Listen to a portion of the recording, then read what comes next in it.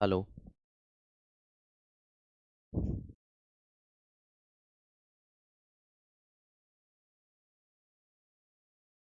शुरू है। हेलो। सभी प्रिय साथियों को नमस्कार, गुड मॉर्निंग, जय हिंद, जय भारत। कैसे हैं आप सब लोग? साथियों, उम्मीद करता हूं इस समय आप सब स्वस्थ हैं, सब मस्त हैं, सब अपनी अपनी स्टडी में व्यस्त हैं। आरडब्ल्यूए परिवार में आप सभी प्रिय साथियों का हार्दिक स्वागत एवं अभिनंदन है और स्वागत करने के लिए तैयार है आपका बड़ा भाई, आपका दोस्त, आपका साथी, आपका सहयोगी दीनदयाल पारिक। Very good. आ जाइएगा साथियों, जल्दी से आ जाओ सभी साथी। सेशन को कंटिन्यू करते हैं, आ जाओ भाई। क्या दोस्तों आपको पता है अपने कौन से टॉपिक का अध्ययन कर रहे थे या नहीं पता है? अपने कल जो टॉपिक स्टार्ट किया था वो ये टॉपिक स्टार्ट किया था राजस्थान की प्रमुख भाषा बोलियां। भाषा बोलियों में मैंने आपको बताया था कि राजस्थानी एक गैर संवैधानिक भाषा है, जबकि संवैधानिक भाषा कौन सी है? कौन सी है भाई संवैधानिक भाषा? हिंदी है। ठीक है, कब अंगीकृत किया गया, कब लागू किया गया, सारी बातें अपने कल के सेशन में कर ली थी। मैंने यही बात बताई थी भी, जैसे राजस्थानी भाषा वंश का वृक्ष आर्य भाषा, आर्य से वैदिक संस्कृत, वैदिक संस्कृत से दो भाषाएं स्वतंत्र उदय हुई, पाली और संस्कृत। संस्कृत से पाली से तीन भाषाएं उदय हुई, सौरसेनी प्राकृत, मागधी प्राकृत और महाराष्ट्री प्राकृत। सौरसेनी से गुज्जर अपभ्रंश और नागर अपभ्रंश की उत्पत्ति हुई और इसी गुज्जर अपभ्रंश से राजस्थानी और हिंदी भाषा का उद्भव या विकास हुआ था। फिर इसके बाद में आगे इसी सेशन को कंटिन्यू करते हुए मैंने आपको आगे की बात बताई थी। यह है कालक्रम गुर्जर अपभ्रंश का, प्राचीन राजस्थानी, मध्य राजस्थानी, आधुनिक राजस्थानी। ठीक है, फिर इसके बाद में राजस्थानी भाषा की अपने लिपि के बारे में चर्चा की थी। कौन सी लिपि है, उद्भव कैसे हुआ, राजस्थानी भाषा दिवस कब मनाया जाता है, हिंदी दिवस, सब बातें की थी। पश्चिमी राजस्थान, पूर्वी राजस्थान की प्रधान बोली। फिर उसके बाद में पश्चिमी राजस्थान की प्रधान बोली कौन सी है, पूर्वी राजस्थान की प्रधान बोली कौन सी है, यहां आपने बात की थी। उसके बाद में फिर मैंने आपको बताया था कि मारवाड़ी की कुल 73 उपबोलियां हैं। हाँ बिल्कुल ऐसी चला रखी है। मारवाड़ी की कुल 73 उपबोलियां हैं। इस ये बताते हुए मैंने आपको यह भी बताया था कि मारवाड़ी की जो 73 उपबोली है वो 73 की 73 तो अपने बस की बात नहीं है, लेकिन मेनली जो पश्चिमी राजस्थान में दिल खोल करके बोलते हैं सारे लोग, वो भाषाएं आप याद रखना। तो मैंने आपको ट्रिक भी बताई थी। यह बताया था कि डटकी बिना से मेख ले गोबर में थाप दे, यही बताई थी। डटकी बीकानेर, जैसलमेर, जोधपुर में, बीकानेरी ये बीकानेर में बोली जाती है, नागौरी नागौर में बोली जाती है, शेखावाटी, चूरू, सीकर, झुंझुनू में बोली जाती है, मेवाती ये सॉरी में से मेवाड़ी कहां बोली जाती है, उदयपुर, चित्तौड़गढ़ और राजसमंद, भीलवाड़ा जिलों में, खेराड़ी, जहाजपुर, भीलवाड़ा और टोंक में, गोड़वानी, बालोतरा, जालोर के बीच में, इस बाड़मेर जालोर क्षेत्र में, बालोतरा, बाड़मेर, जालोर क्षेत्र में बोली जाती है, बागड़ी, डूंगरपुर, बांसवाड़ा में बोली जाती है, रागड़ी मध्य राजस्थान में, थली आपको पता ही है पश्चिमी राजस्थान में बोलते हैं, देवड़ावाटी सिरोही में बोली जाती है। फिर मैंने आपको मेवाड़ी भाषा के बारे में विस्तार से बताया था भी मेवाड़ी यह मेवाड़ में बोली जाती है और मेवाड़ी बोली का जो सर्वप्रथम साक्ष्य है वो जगत अंबिका माता मंदिर उदयपुर में उत्कीर्ण शिलालेख में मिला था। कुंभा की कीर्ति स्तंभ प्रशस्ति में भी कौन सी भाषा का, मेवाड़ी भाषा का प्रयोग किया गया है। यह मुख्यतः मेवाड़, जैसे मेवाड़ में बोली जाती है, जैसे मेवाड़, हाँ मेवाड़ क्षेत्र कौन सा पड़ता है, इसके बारे में कल के सेशन में ये अपने चर्चा की थी, आपको अच्छे से याद है। मेवाड़ी बोली कहां कहां पर बोली जाती है और इसकी क्या क्या। सर्वप्रथम अपने मारवाड़ी के बारे में बात की थी। मारवाड़ी के बारे में बात करते हुए मैंने आपको यह बताया था कि ये जो मारवाड़ी बोली है, हाँ यही बताया था मेवाड़ी, यह मेवाड़ में बोले। मारवाड़ी के बारे में सर्वप्रथम बताया था। मारवाड़ी के बारे में बताते हुए मैंने यह बताया था कि मारवाड़ी जो है वो पश्चिमी राजस्थान में सबसे ज्यादा क्षेत्रफल पर बोली जाने वाली बोली है मारवाड़ी। मारवाड़ी के बाद में दूसरी मारवाड़ी, फिर मैंने आपको बताया था कि मारवाड़ी बोली कहां बोली जाती है, मारवाड़ क्षेत्र में बोली जाती है। मारवाड़ जैसे जोधपुर है, जैसलमेर है, बाड़मेर है, जालोर है, सिरोही है, उदयपुर है, नागौर है, इस क्षेत्र में ये बोली जाती है। और सर्वाधिक क्षेत्रफल पर बोली जाती है। टेस्ट अरुण यादव है बेटा, टेस्ट दीतवार को है, संडे को टेस्ट है, 20 दिन थारो फ्री खुल जाएगा टेस्ट, ठीक है नी, चिंता मत करो ताम। इसके बाद में फिर दूसरे नंबर पर अपने मेवाड़ी बोली के बारे में पढ़ा था। मेवाड़ी यह मेवाड़ में बोली जाती है। मेवाड़ी बोली के साक्ष्य कहां से मिले? जगत अंबिका माता उदयपुर, जगत अंबिका माता मंदिर में उदयपुर में उत्कीर्ण शिलालेख में मिला है। कुंभा की कीर्ति स्तंभ प्रशस्ति में भी मेवाड़ी भाषा का प्रयोग किया गया और यह मुख्यतः कहां? उदयपुर, चित्तौड़गढ़, राजसमंद, भीलवाड़ा में बोली जाती है। और यह पश्चिमी राजस्थान की दूसरी प्रधान बोली है। पहली कौन सी है? मारवाड़ी, दूसरी कौन सी है? मेवाड़ी। यहां तक की बातें कर ली थी। फिर इसके बाद में अपने देखो सुनो, बागड़ी बोली के बारे में बात की थी। बागड़ी बोली इसका उपनाम है बिल्ली भाषा और यह डूंगरपुर और बांसवाड़ा जिलों में बोली जाती है। जैसे मैंने एक मैप पर आपको बताया था, भी हनुमानगढ़ में आपसे पूछ ले कौन सी बोली बोलते हैं, तो हनुमानगढ़ की मिश्रित भाषा है। पंजाबी भी बोलते हैं, पंजाबी के वर्ड भी लेते हैं, खिचड़ी भाषा है। वैसे पूछे तो मारवाड़ी, वैसे खिचड़ी भाषा है। पंजाबी बोली राजस्थान में कहां बोली जाती है? तो हनुमानगढ़ और श्री गंगानगर जिलों में बोली जाती है, ध्यान रखना। अरे टेस्ट के टॉपिक आज मैंने डाल दी ना फाइल है। कौन कह रहा है टेस्ट के टॉपिक? मैंने सुबह ही कॉल कर दिया था, मैंने रात को कहा तो टेक्निकल जो अपनी ऐप देखता है, टेक्निकल बंदा है, उसने मेरे को बोला कि सर अब तो मैं घर गया और सुबह आते ही डाल दूंगा। तो भाई मुझे नहीं लगता इसमें कोई दिक्कत आई है। अब आपको ये डाल दिया था सुबह, बाकी मैं चेक और कर देता हूं 1 मिनट में। नहीं हुआ तो अभी करवा दूंगा, देखो आप।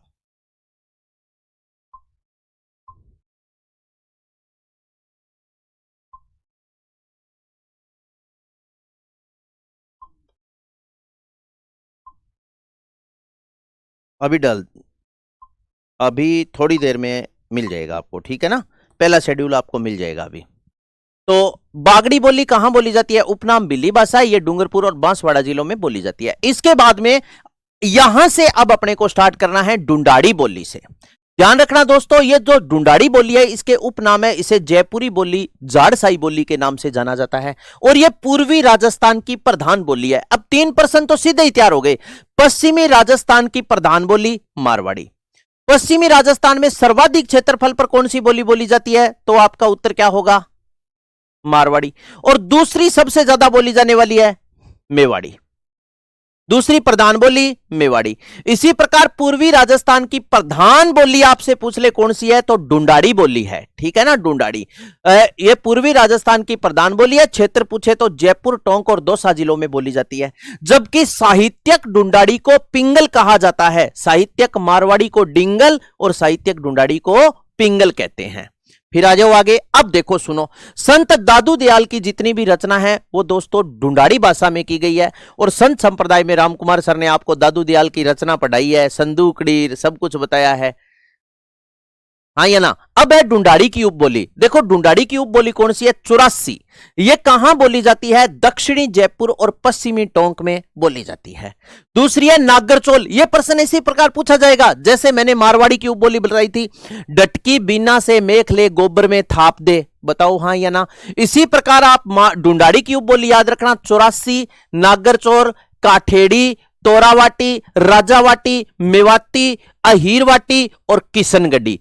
2 बातें आप विशेष याद रखना, देवड़ावाटी तो सिरोही में बोली जाती है जो मारवाड़ी की उपबोली है, जबकि अहीरवाटी अलवर की बहरोड में, कोटपुतली बहरोड में, मुंडावर में, अलवर में, थोड़ा सा पार्ट इसमें जयपुर का आ जाएगा, यहां पर यह बोली जाती है और यह डुंडाड़ी की उपबोली है। इसी प्रकार आप एक बात याद रखना, जैसे शेखावाटी है, शेखावाटी चूरू सीकर में शेखावाटी बोली है ना, वो तो मारवाड़ी की उपबोली है। जबकि तोरावाटी देखो, तोरावाटी किसकी? डुंडाड़ी की उपबोली है। जो पश्चिम ये जो पूर्वी क्षेत्र पड़ता है किसका? सिक्कर का। पूर्वी सिक्कर आ गया, थोड़ा सा टोंक आ गया, या कांतली नदी का जो प्रवाह क्षेत्र आ गया, जयपुर के पास लगता हुआ क्षेत्र आ गया, वहां पर यह बोली जाती है कौन सी? तोरावाटी। समझ में आवे नहीं कहानी? डुंडाड़ी की उपबोली देखो 84, नागरचोल, काठेड़ी, तोरावाटी, राजावाटी, मेवाती, अहीरवाटी, अड़ोती और किशनगढ़ी है। जबकि ये अगर ना याद रहे ना तो भी कोई दिक्कत नहीं है, ये नहीं पूछा जाता, पूछा मेनली यही जाएगा। ये देखो 84 दक्षिणी जयपुर और पश्चिमी टोंक में बोली जाती है, नागरचोल पश्चिमी सवाई माधोपुर और दक्षिणी टोंक में, काठेड़ी दक्षिणी जयपुर में, तोरावाटी नीम का थाना सिक्कर में, राजावाटी जयपुर के आसपास, मेवाती अलवर भरतपुर में, और अहिरवाटी, कोटपुतली, बहरोड, अलवर, किशनगढ़ उत्तरी जयपुर में, और हाड़ौती, कोटा, बूंदी, बारां, झालावाड़ में। किशनगढ़ी, ब्यावर, अजमेर के आसपास ये बोली जाती है। तो किशनगढ़ी इसमें आप याद रख लेना, ब्यावर, अजमेर, ब्यावर, अजमेर, इस क्षेत्रों में ये बोली जाती है। ब्यावर, अजमेर, यहां पर ये बोली जाती है।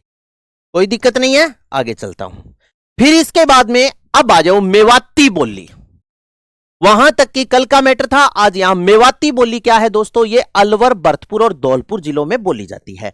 जैसे मैं एक मैप लेता हूं, आप सभी को इस बात का बहुत ही अच्छे से दोस्तों पता है, और आपको बहुत बार मैंने राजस्थान के परिचय से लेकर पढ़ाना स्टार्ट किया था, तो ये मैं मेवात, मारवाड़, डुंडाड़ एक गाना गान लाग्यो। अब मेवात नाम लेते ही आपका ध्यान तो इंगित होगा ना इस क्षेत्र की तरफ, या ना होगा भाई? अब ना मरवा दिए ताम। मैप को थोड़ा सा मैं क्रॉप और कर लेता हूं, देखो सुनो, जैसे इतने एक मैप की अपने को आवश्यकता है, ठीक है ना। अब देखो ये जो क्षेत्र है अलवर, भरतपुर, धौलपुर का, ये जो क्षेत्र है, ये क्षेत्र क्या कहलाता है? मेवात। कौन सा क्षेत्र? इधर देखो सुनो, जैसे ये आपको जिला दिखाई दे रहा है अलवर, अलवर हो गया। अब इसके बाद में ये डींग आ गया, ये भरतपुर है, ये जो धौलपुर का। अब कोटपुतली, बहरोड, खेल, थल, तिजारा, ये सारे इसी के अंदर आ जाते हैं। ये जो क्षेत्र है ये क्या है? मेवात है। अलवर, भरतपुर, धौलपुर का जो क्षेत्र है ये मेवात है। यहां पर मेवाती बोली जाती है। संत लालदास, चरणदास, दयाबाई और सहजोबाई के जितने भी ग्रंथ है वो सारे के सारे मेवाती भाषा में लिखे गए हैं।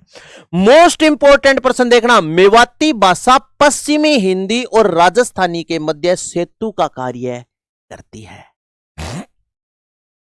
कौन सी साथियों? मेवाती भाषा पश्चिमी हिंदी व राजस्थानी के मध्य सेतु का कार्य करती है। अब पश्चिमी हिंदी का मतलब आप नहीं समझे है ना। पश्चिमी हिंदी का मतलब क्या है कि जैसे अगर अपने बात करें दोस्त, तो ये इस प्रकार, ऐसे आपने देखा होगा, इस प्रकार ऐसे भारत का मैप है, सही है ना।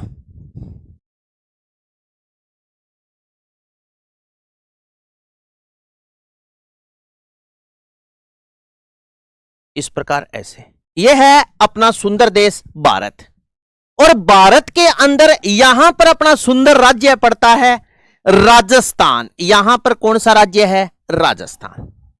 बताओ हां या ना। यहां पर है राजस्थान, ये भारत है। अब ये भारत की उत्तर दिशा है, ये भारत की दक्षिण दिशा है, ये भारत की पूर्व दिशा है, और ये भारत की पश्चिम दिशा है। बताओ हां या ना। अब इस भारत में यहां पर जो राजस्थान पड़ता है, बताओ ये राजस्थान भारत की कौन सी दिशा में आ गया? पश्चिम दिशा में। राजस्थान भारत की कौन सी दिशा में आ गया? पश्चिम दिशा में।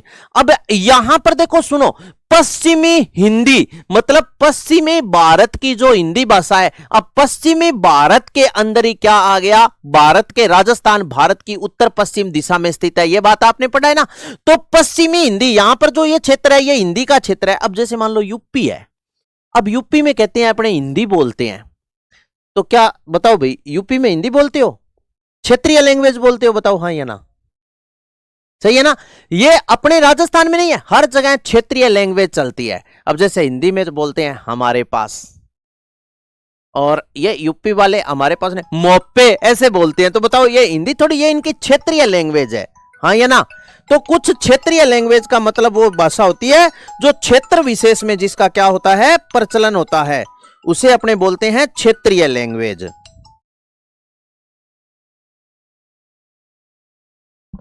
हाँ जी।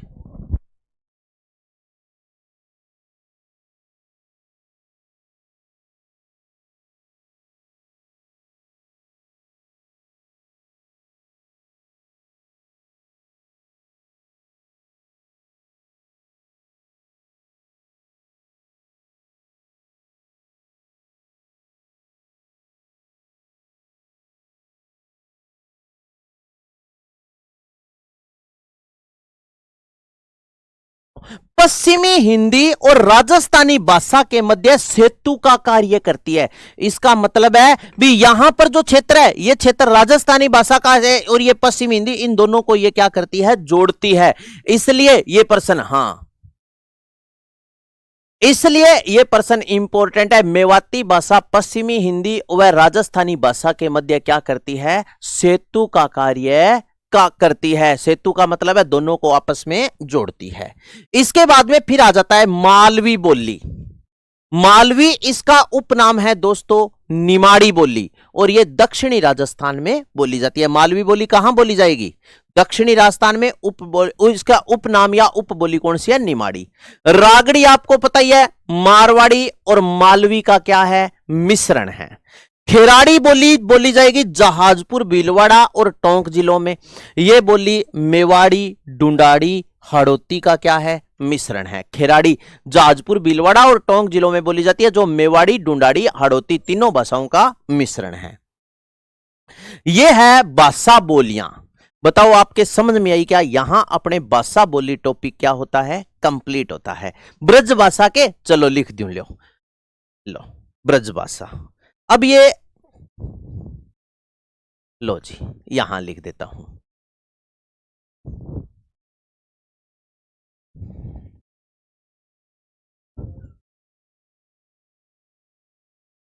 ब्रज भाषा। ब्रज भाषा आपको पता ही है कहां बोली जाती है? अगर आपसे पूछ ले तो यह बोली जाती है भरतपुर और धौलपुर में। भरतपुर और धौलपुर जिलों में ब्रज भाषा बोली जाती है। बाकी ये देखो, अब जैसे आप ये बोलोगे कि सर हमें आपने लिखाया नहीं है हाड़ौती, तो हाड़ौती बोली कहां बोली जाती है? कोटा, बूंदी, बारां, झालावाड़ में। किशनगढ़ी, मेवाती, राजावाटी, तोरावाटी, ये सारी आ गई। मारवाड़ी की क्या है ये? इसकी सॉरी डुंडाड़ी की क्या है? ये उपबोलियां हैं। हम तो घर पे बागड़ी बोला, जकन बागड़ी बोले करानी बागड़ी को नहीं मेघरे बोला मारवाड़ी। चलिए आगे चर्चा करेंगे दोस्तों राजस्थानी साहित्य के बारे में। किसके बारे में चर्चा करेंगे? राजस्थानी साहित्य। साथियों अगर मैं आपसे पूछूं कि साहित्य के प्रकार कितने होते हैं, तो साहित्य के प्रकार होते हैं दो। साहित्य क्या होता है आपको पता ही है, ग्रंथ, पुस्तक या किसी भी चीज या किसी भी मुद्दे को लेकर लिखी गई रचना ही क्या कहलाती है? साहित्य कहलाती है। बताओ हां या ना? किसी मुद्दे को लेकर, किसी चर्चा को या किसी महान व्यक्ति की जीवनी को लेकर जो रचनाएं की जाती है वो सारी क्या कहलाती है? साहित्य। साथियों साहित्य के प्रकार कितने होते हैं? दो होते हैं। साहित्य के प्रकार कितने होते हैं? दो। एक तो होता है पद्य साहित्य और एक होता है गद्य साहित्य।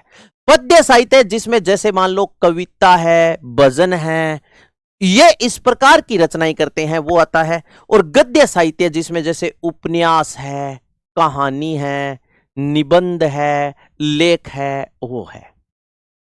अब जैसे मान लो एक गीत लिखना है तो वो गद्य रचना है। जैसे मान लो गीत, कविता, भजन, गीत, दोहे, सही है ना? दोहे, ये सारे के सारे गद्य रचना पद्य की रचना है। जबकि उपन्यास, कहानी, निबंध, ये सारी कौन सी रचना है? गद्य साहित्य की रचना है। समझ गए क्या? ये आज कंप्लीट हो जाएगा भाषा बोलियां और साहित्य। अब साहित्य में मैं आपको ग्रंथ बता दूंगा, वो याद करना आपका काम है। बताओ हां या ना? तो साहित्य दो प्रकार के, गद्य साहित्य, पद्य साहित्य और गद्य साहित्य। पद्य साहित्य जैसे कविता, भजन, गीत, दोहे, और गद्य साहित्य उपन्यास, कहानी और निबंध इसके अंदर आते हैं। अब इसके बाद में साथियों कुछ 5 ही बातें आप ध्यान रखना।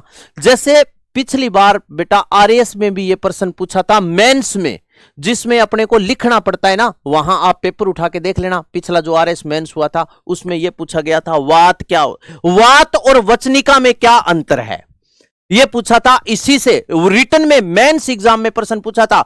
मेरा एक स्टूडेंट था, वो मेरे को फोन करके बोलता है कि सर आपने मेंस का एक पेपर देखा था क्या? मैंने कहा नहीं। क्या सर मैंने मेंस दिया था और उसमें आपने साहित्य पढ़ाया। मैंने साहित्य पढ़ा, वहां से एक प्रश्न बहुत सुंदर निकला। वो क्या निकला कि वात और वचनिका में अंतर क्या है। ये आपने ये 4-5 ही बातें हैं, ये आप ध्यान। अब जैसे वैली है तो वैली कृष्ण रुक्मणी रीर, और ये इतिहास में आपको सर ने बता रखे हैं।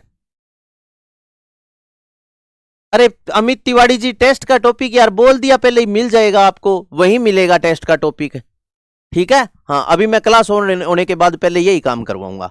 तो अब देखो ख्यात क्या होता है दोस्तों, इनकी रचना तत्कालिक राजाओं ने अपनी मान मर्यादा एवं वंशावली हेतु करवाई है। ख्यात क्या होता है, इनकी रचना तत्कालीन राजाओं ने अपनी मान मर्यादा एवं वंशावली हेतु करवाई है। क्या है, वंशावली। अब अगर नोट में आपसे पूछ ले वंशावली क्या होता है, तो मैं नोट लगा करके यहां लिख देता हूं वंशावली। वंशावली किसे कहते हैं, तो आप एक छोटी सी बात याद रखना, वंशावली, वंशावली होता है किसी राजा या सामंत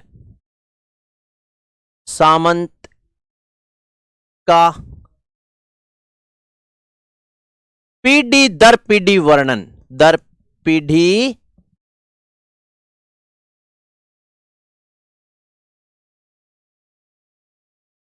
पीढ़ी दर पीढ़ी वर्णन, दर पीढ़ी वर्णन, पीढ़ी दर पीढ़ी वर्णन।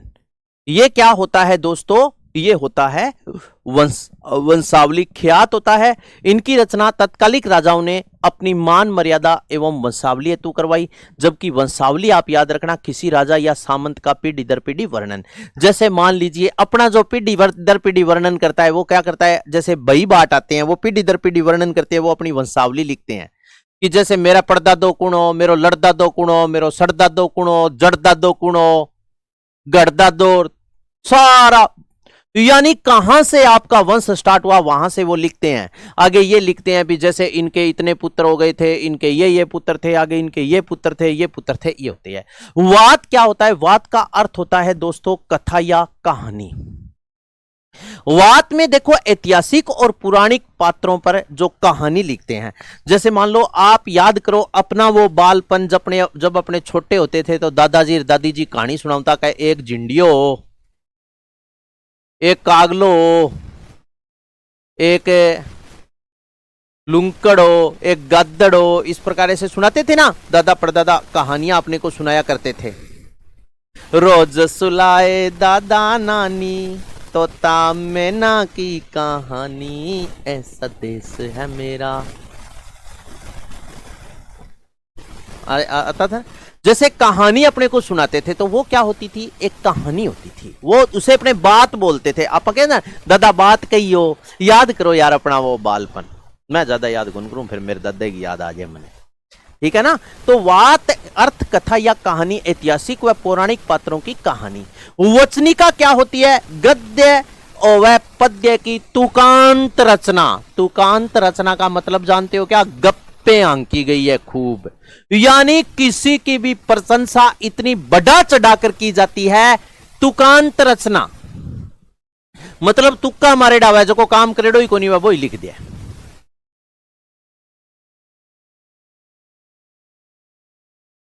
आवाज थोड़ी बेकार आ रही है सर, प्लीज वॉइस में कुछ कर कर हो रहा है, बताओ भाई क्या हो रहा है।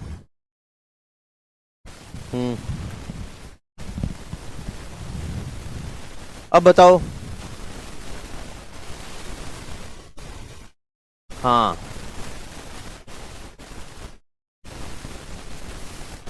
वॉइस में सू हो रही है।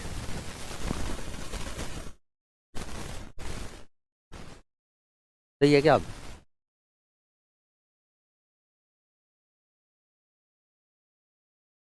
हम्म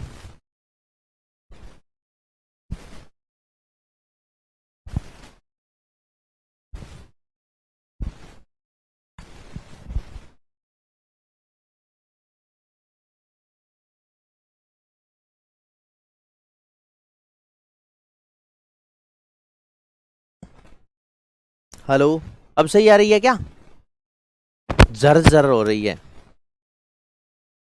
अब बताओ, अब बताओ, जल्दी बताओ, जल्दी बताओ। हम्म ठीक है,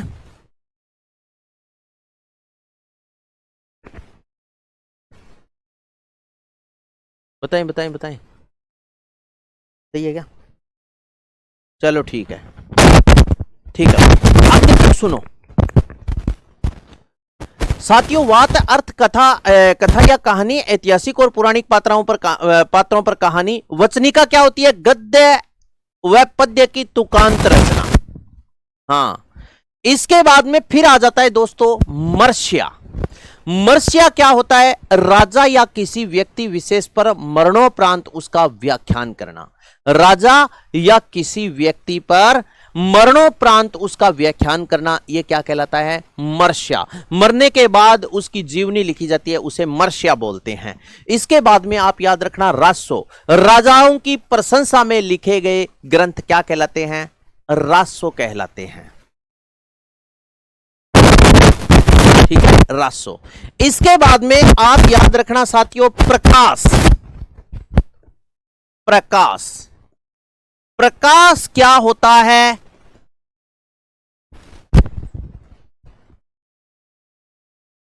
जीवनी पर वर्णन। जीवनी पर वर्णन। जैसे फॉर एग्जाम्पल पाबू प्रकाश, जिसमें पाबू प्रकाश में क्या किया गया है? पाबू जी की जीवनी का वर्णन किया गया है। प्रकाश, जीवनी पर क्या करते हैं? प्रकाश डालते हैं, जीवनी का वर्णन किया जाता है। जैसे पाबू प्रकाश है, आपने पढ़ा है अच्छी तरह। हाँ, तो ये है, ये 6 बातें आप याद रखना। जैसे मर्ष्या है, रासो है, प्रकाश है, वेली। वेली कृष्ण रुक्मणी री सर ने आपको बताया, है पुराण और वेद इसे कहते हैं। वेली में क्या होता है कि रचनाएं की जाती है दोहों में गा करके ऐसे। अब आ जाओ इसके बाद में साथियों राजस्थानी साहित्य का काल विभाजन। थोड़ा सा ध्यान रखना, राजस्थानी साहित्य का जो काल विभाजन है वो पहला है वीरगाथा काल। विक्रम सन 800 से 1460 तक के बीच की जितना जो भी काल था वो वीरगाथा काल था। और विक्रम सन 800 से 1460 ईस्वी तक के मध्य जितनी भी जो इस सन के मध्य जो रचना की गई वो सारी वीरगाथा काल की रचनाएं थी। फिर आ जाता है मध्यकालीन साहित्य। विक्रम सन 1460 से लेकर के और 1900 तक का जो काल था वो था मध्यकाल। इसमें जितने भी साहित्य लिखे गए उन्हें बोलते हैं मध्यकालीन साहित्य। फिर आ जाता है आधुनिक काल या आधुनिक साहित्य, जो विक्रम सन 1900 से वर्तमान अब तक जो लिखे जा रहे हैं वो सारे के सारे हैं आधुनिक काल के साहित्य या आधुनिक काल। अब बताओ समझ में आ गई कहानी? तो राजस्थानी साहित्य का काल विभाजन, वीरगाथा काल विक्रम सन 800 से 1460 तक, मध्यकाल विक्रम सन 1460 से 1900 तक और आधुनिक काल विक्रम सन 1900 से वर्तमान। अब इसके बाद में अब देखो वीरगाथा काल की प्रमुख रचनाएं, जैसे नेमिनाथ बारहमासा। नेमिनाथ बारहमासा यह जैन कवि पालहण की रचना है और इसमें वर्णन किया गया है जैन धर्म के 22वें तीर्थंकर नेमिनाथ का। ठीक है, अब ये बातें आपको याद करनी पड़ेगी दोस्तों, इसका अब रट्टा लगाना पड़ेगा। इनका कोई इलाज नहीं है मेरे पास भी है, ये नहीं है भी मैं आपको कोई मंत्र दे देता हूं और आप उसके माध्यम से घोट के पी जाओ, ये आपको याद ही करना पड़ेगा। इसके बाद में दूसरा देखो पृथ्वीराज रासो, इसकी रचना की थी चंदवरदाई ने। यह डिंगल और पिंगल साहित्य का मिश्रण है। यह वीरगाथा काल की रचना है, पृथ्वीराज रासो चंदवरदाई ने लिखा था। डिंगल और पिंगल साहित्य का क्या है? यह मिश्रण है। अब देखो मोस्ट इंपोर्टेंट डीपली एसआई में पूछा जाने वाला जो क्वेश्चन है वो क्या है? अगर आपसे पूछ ले कि पृथ्वीराज रासो के भाग कितने हैं तो 18 है। पृथ्वीराज रासो 18 भागों में लिखा गया ग्रंथ है। इसके 8 भाग चंदवरदाई ने लिखे थे, 6 भाग राजाबाई ने लिखे थे जो चंदवरदाई की पत्नी थी और 4 भाग कलहण ने लिखे थे जो चंदवरदाई का पुत्र था। तो 8 और 6 14 और 4 कितने होते हैं? 18। समझ में आई? पृथ्वीराज रासो चंदवरदाई की रचना है, डिंगल और पिंगल साहित्य का मिश्रण है, भाग 18 है। 8 भाग राजा चंदवरदाई ने लिखे, 6 भाग राजाबाई पत्नी ने लिखे और 4 भाग कलहण पुत्र ने लिखे थे। इसके बाद में फिर है बिसल देव रासो, इसकी रचना की थी नरपति नालय ने। अगर आपसे पूछ ले ललित विग्रह की रचना किसने की तो सोमदेव ने, और बिसल देव रासो की रचना नरपति नालय ने की थी। इसके बाद में फिर है रणमल छंद, यह लिखा था श्रीधर व्यास ने। मोस्ट इंपोर्टेंट पेपर में बहुत बार पूछा जाता है अचल दास खिंचीरी वचनिका। अचल दास खिंचीरी वचनिका, इसकी रचना की थी शिवदास गांडन ने और भाषा पूछ ले तो डिंगल है। पृथ्वीराज विजय ये जयनक ने लिखा था और इसकी भाषा अगर आपसे पूछ ले तो कौन सी है? संस्कृत। पृथ्वीराज विषय की रचना किसने की थी? जयानक ने। भाषा कौन सी है? संस्कृत। इसके बाद में विजयपाल रासो, यह लिखा था नल सिंह ने। हमीर महाकाव्य की रचना नैनचंद्र सूरी ने की थी। डोला मारूरा दोहा कवि कलोल ने लिखा था और भाषा कौन सी है? डिंगल। अगर आपसे पूछ ले डोला मारूरी चौपाई तो यह कुशल लाभ की रचना है। आगे लिखा है डोला मारूरा दोहा कवि कलोल ने, डोला मारूरी चौपाई ये कुशल लाभ की रचना है। इसके बाद में शिशुपाल वध, इसकी रचना की थी महाकवि माघ ने। शिशुपाल वध की रचना की थी महाकवि माघ ने। फिर आ जाते हैं मध्यकालीन साहित्य। जैसे दोस्तों आपसे पूछ ले कान्नड़देव प्रबंधन किसने लिखा था?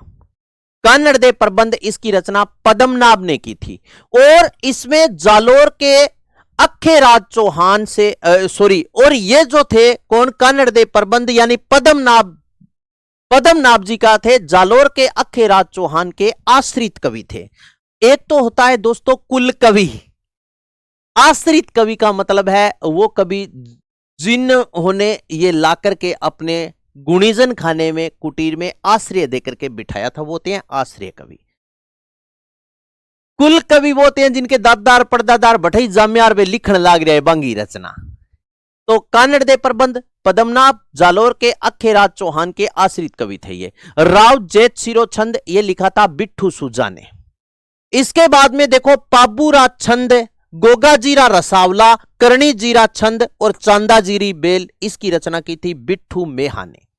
किसकी रचना? अगर आपसे पूछ ले पाबूरा छंद किसने लिखा था, गोगा जीरा रसावला किसने लिखा था, करणी जीरा छंद की रचना किसने की थी, चांदा जीरी वेल की रचना किसने की थी, तो आपका उत्तर होगा बिट्ठू मेहा। इसके बाद में है हाला जालारी कुंडलियां, कई बार पूछा जाता है, इसकी रचना की थी बारहट ईसरदास ने। हाला जालारी कुंडलियां बारहट ईसरदास। विरुद्ध छत्री किरतार बावनी झूलना, ये आरएस परी में पूछा गया प्रश्न है। विरुद्ध छत्री, आरपीएससी ने विरुद्ध छत्री कई बार पूछ लिया। विरुद्ध छत्री किरतार बावनी झूलना, ये इन पुस्तकों की रचना या इन ग्रंथों की रचना दुर्सा आडा ने की थी। विरुद्ध छत्री में महाराणा प्रताप की शौर्य गाथा का वर्णन किया गया है। किसमें? विरुद्ध छत्री में। इसके बाद में राठौड़ रतन सिंगरी वेल, इसकी रचना दुद्दा बिसराल ने की थी। संगत रासों की रचना किसने की थी? गिरधर आसिया ने की थी। संगत रासो गिरधर आसिया। इसके बाद में चेतावनीरा गीत बांकीदासरी ख्यात, चेतावनीरा गीत बांकीदासरी ख्यात, इनकी रचना बांकीदास जी ने की थी। इसके बाद में आता है आईने अकबरी या अकबरनामा, इसकी रचना अबुल फजल ने की थी। एकलिंग महात्म्य की रचना कान्हा व्यास ने की थी। हमीर हट्ट सुरजन चरित की रचना चंद्रशेखर ने की थी। रुक्मणी हरण नागदमन, इनकी रचना सायाजी कवि ने की थी।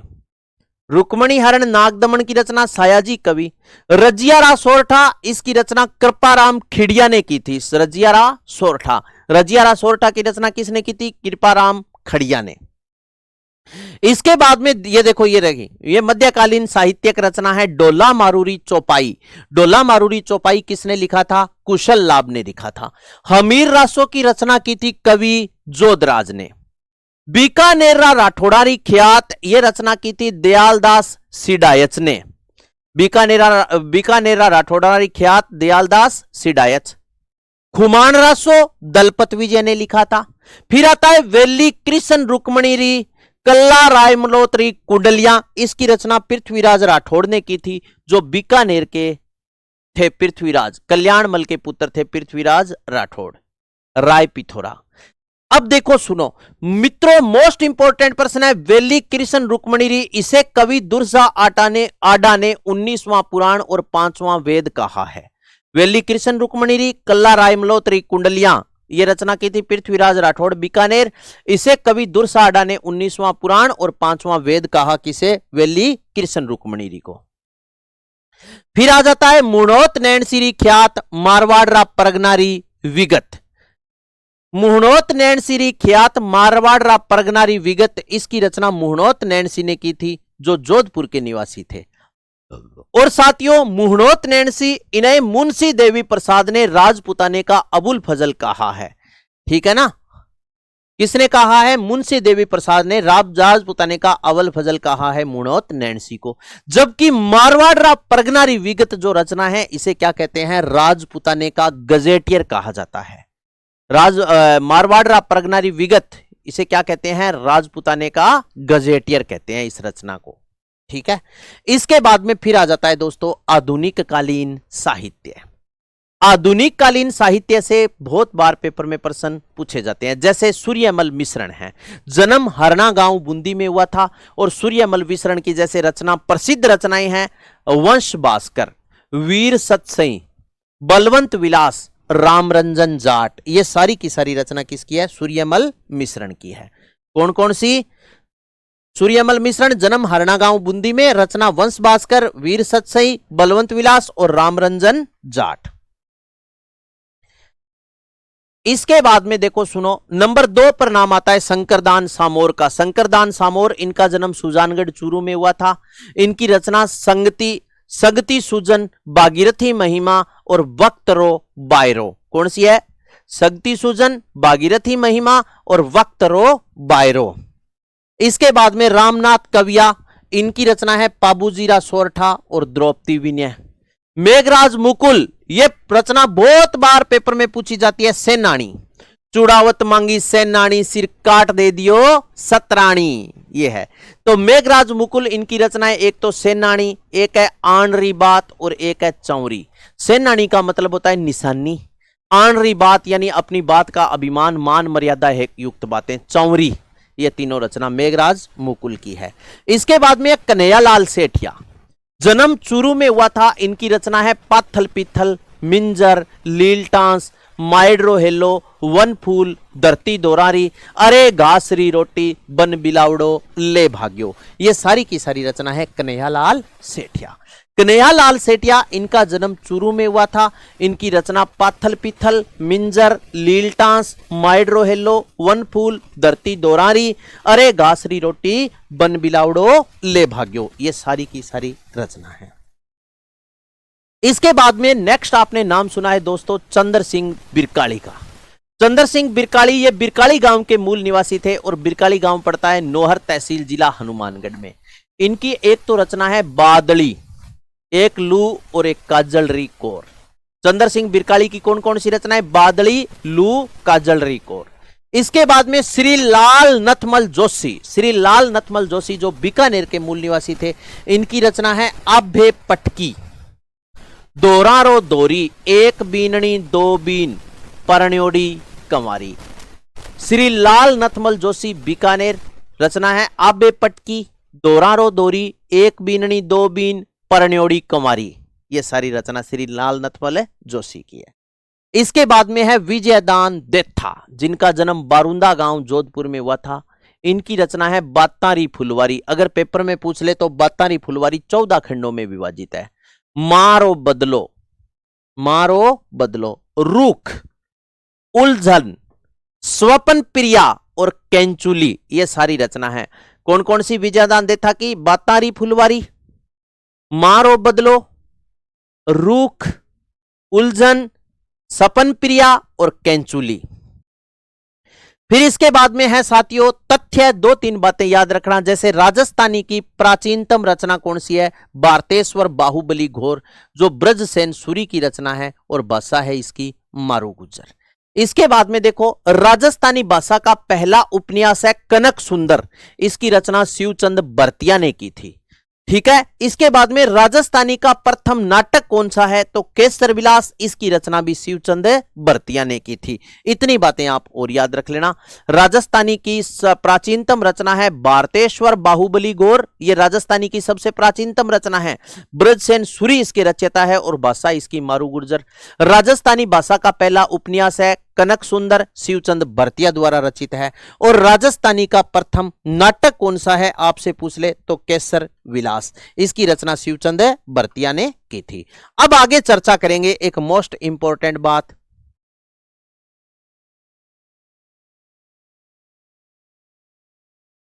चलो आगे यहां पर आप भी मेरे साथ साथ लिख लेना, क्योंकि ये मैं आपको ही पढ़ा रहा हूं। बाकी ये बातें जो अब आपको नोट करवाऊंगा ना दोस्तों, ये मैं बहुत कम पढ़ाता हूं, क्योंकि आप दोस्तों आपको पता ही है किस चीज की प्रिपरेशन कर रहे हैं, आप राजस्थान एसआई की प्रिपरेशन कर रहे हैं, तो लोगों से तो थोड़ा सा हटके ही पढ़ना पड़ेगा, बताओ हाँ या ना।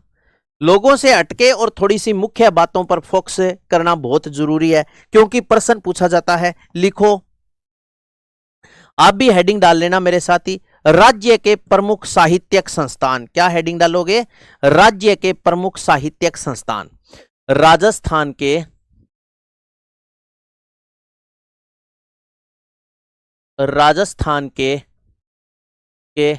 प्रमुख साहित्यिक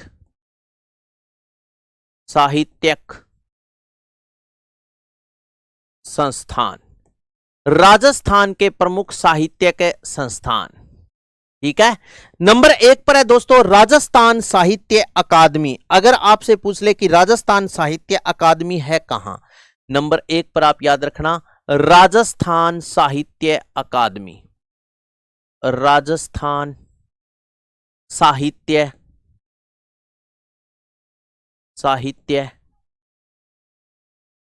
अकादमी। दोस्तों मैं अगर आपसे यह पूछूं कि राजस्थान साहित्य अकादमी है कहां, तो आपका उत्तर होगा उदयपुर। राजस्थान साहित्य अकादमी कहां है? उदयपुर में। और इसकी जो स्थापना है दोस्तों, राजस्थान साहित्य अकादमी उदयपुर, इसकी स्थापना 1958 में की गई थी, 1958 में की गई थी। साथियों इसकी मासिक पत्रिका है मधुमती। इसकी मासिक पत्रिका कौन सी है? तो आपका उत्तर हो जाएगा मासिक पत्रिका, मतलब हर महीने आती है एक मासिक पत्रिका है इसकी मधुमती। कौन सी है? मधुमती। इसकी मासिक पत्रिका है मधुमती। कौन सी है? मधुमती। और राजस्थान साहित्य अकादमी का आपसे पूछ ले सर्वोच्च पुरस्कार कौन सा है, तो सर्वोच्च पुरस्कार इसका साहित्यिक, राजस्थान साहित्य अकादमी का सर्वोच्च जो पुरस्कार है वो है मीरा पुरस्कार। कौन सा है? मीरा पुरस्कार। नंबर 2 पर दोस्तों आप याद रखना राजस्थान संस्कृत अकादमी। नंबर 2 पर है राजस्थान संस्कृत अकादमी। राजस्थान संस्कृत अकादमी। दोस्तों राजस्थान संस्कृत अकादमी कहां पर है? तो राजस्थान संस्कृत अकादमी राजस्थान के एक जिले में है, उसका नाम है राजस्थान की राजधानी जयपुर। और राजस्थान संस्कृत अकादमी की स्थापना 1980 में की गई थी, ठीक है। और इसका पुरस्कार याद रखना कौन सा है? पुरस्कार राजस्थान संस्कृत अकादमी का जो पुरस्कार है वो महाकवि माघ का आपने नाम सुना है, तो पुरस्कार है कौन सा? माघ पुरस्कार। राजस्थान संस्कृत अकादमी जयपुर 1980 में स्थापना, पुरस्कार कौन सा है? माघ पुरस्कार। इसके बाद में है राजस्थान ब्रजभाषा अकादमी। नंबर 3 पर आप लिखो राजस्थान ब्रजभाषा अकादमी। राजस्थान ब्रजभाषा अकादमी। ब्रजभाषा अकादमी। राजस्थान ब्रजभाषा अकादमी अगर आपसे पूछ ले है कहां, तो जयपुर में, और स्थापना की गई थी 1986 में। यह भी दोस्तों जयपुर में है और इसकी स्थापना की गई थी 1986 में, 1986 में। और राजस्थान ब्रजभाषा अकादमी की त्रैमासिक पत्रिका है ब्रज सतदल। त्रैमासिक पत्रिका कौन सी है? अगर मैं आपसे पूछूं तो त्रैमासिक पत्रिका है ब्रज सतदल। ब्रज सतदल कौन सा है? त्रैमासिक पत्रिका है ब्रज सतदल। इसके बाद में नेक्स्ट है राजस्थान सिंधी। नंबर 4 पर आप याद रखना राजस्थान सिंधी अकादमी। सिंधी अकादमी। दोस्तों अगर मैं आपसे पूछूं कि राजस्थान सिंधी अकादमी कहां है, तो जयपुर में है। ये कहां पर है? जयपुर में। और इसकी स्थापना 1979 में की गई थी। जयपुर 1979 में। राजस्थान सिंधी अकादमी जयपुर, स्थापना 1979 में। और इसकी वार्षिक साहित्यिक पत्रिका है रिहाण। वार्षिक साहित्यिक पत्रिका, इसकी वार्षिक पत्रिका कौन सी है अगर आपसे पूछ ले? पत्रिका, वार्षिक पत्रिका है इसकी रिहाण। कौन सी है? रिहाण। इसकी वार्षिक पत्रिका कौन सी है? रिहाण। नेक्स्ट इसके बाद में राजस्थान उर्दू भाषा अकादमी अगर आपसे पूछ ले तो यह भी है जयपुर में। राजस्थान उर्दू भाषा अकादमी, राजस्थान उर्दू भाषा अकादमी, भाषा अकादमी। राजस्थान उर्दू भाषा अकादमी भी कहां है? जयपुर में। थोड़ा सो, हाँ ठीक है, जयपुर 1979 में इसकी स्थापना की गई थी। इसके बाद में राजस्थान हिंदी ग्रंथ अकादमी जयपुर 1969। नेक्स्ट आ जाओ, राजस्थान हिंदी ग्रंथ अकादमी, हिंदी ग्रंथ, राजस्थान हिंदी ग्रंथ अकादमी। राजस्थान हिंदी ग्रंथ अकादमी कहां है दोस्तों? राजस्थान हिंदी ग्रंथ अकादमी है जयपुर में, स्थापना 1969, जयपुर 1969, जयपुर 1969। ठीक है, आगे चलते हैं। राजस्थान हिंदी ग्रंथ अकादमी। इसके बाद में राजस्थानी भाषा साहित्य एवं संस्कृत अकादमी, राजस्थान भाषा साहित्य, राजस्थान कितना नंबर हो गया भाई? राजस्थान भाषा साहित्य एवं राजस्थान भाषा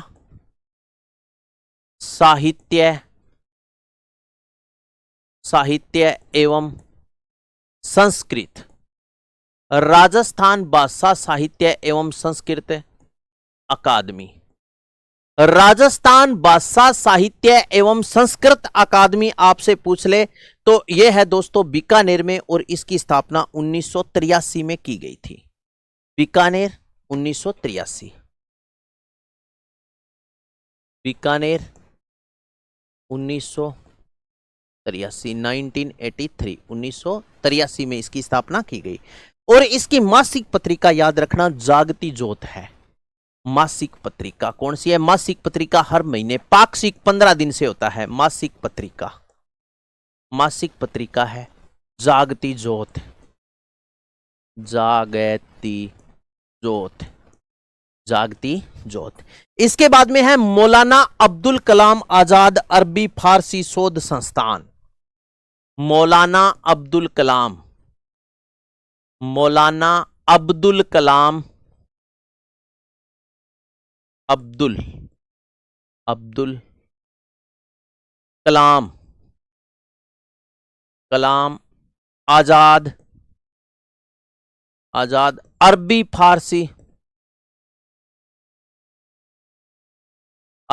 फारसी शोध संस्थान, शोध संस्थान। मौलाना अब्दुल कलाम आजाद अरबी फारसी शोध संस्थान, ये कहां है? टोंक में, और इसकी स्थापना 1978 में की गई थी। तो टोंक 1978, टोंक 1978। इसके बाद में राजस्थान पंजाबी भाषा एवं साहित्य अकादमी, 9 नंबर पर याद रखना। राजस्थान पंजाबी भाषा एवं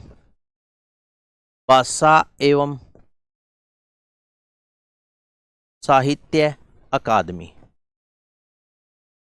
राजस्थान पंजाबी भाषा, पंजाबी भाषा एवं साहित्य अकादमी श्री गंगानगर, इसकी स्थापना 2006 में की गई थी। श्री गंगानगर, गंगानगर, और इसकी स्थापना कब की गई थी? तो आप याद रख लेना 2006 में। ठीक है साथियों, यह है प्रमुख राजस्थान के साहित्यिक संस्थान। बताएं।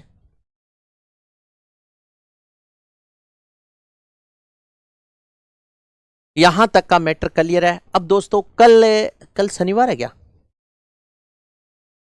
कल सैटरडे, शनिवार है ना? ठीक है। तो साथियों कल अपने एक बड़ा सा टॉपिक कर लें, बताओ मुझे कैसा रहेगा, एक बार आप मुझे बता दो। कल एक बड़ा सा टॉपिक कर लें तो कैसा रहेगा, ये बताओ है? जैसे कल राजस्थान के प्रमुख लोक नृत्य कर लें, हर काल काल में आपा निवेड़ ही देंगे, ठीक है नहीं? 1 घंटे से लंबी क्लास लगा करके और कल कल में पूरा कर देंगे। सही बात है क्या? फिर इसके बाद में लोकगीत एक दिन में अपना संडे को भी क्लास लूंगा मैं, ठीक है ना? संडे को अब की इस बार छुट्टी नहीं रखेंगे क्योंकि हाँ संडे को 1-2 टॉपिक और कर लेंगे। जैसे मान लीजिए लोग प्रैक्टिस सेट 15 जनवरी के आसपास स्टार्ट कर देंगे। 15 जनवरी तक जैसे राजस्थान है जीके मेरा कंप्लीट हो जाएगा, राम कुमार सर की भी क्लास खत्म हो जाएगी, राहुल पालीवाल सर का भी लगभग सिलेबस हो जाएगा। तो आपकी थोड़ी सी क्लासें कम हो तो हम प्रैक्टिस सेट स्टार्ट कर दें, ठीक है ना? क्योंकि अभी क्लासें भी बहुत होती है, फिर आपको प्रैक्टिस सेट देखने के लिए टाइम ही नहीं मिलेगा साथियों। तो ओके, ऑल द बेस्ट, मिलते हैं ब्रेक के बाद, तब तक के लिए आप सभी को राम राम।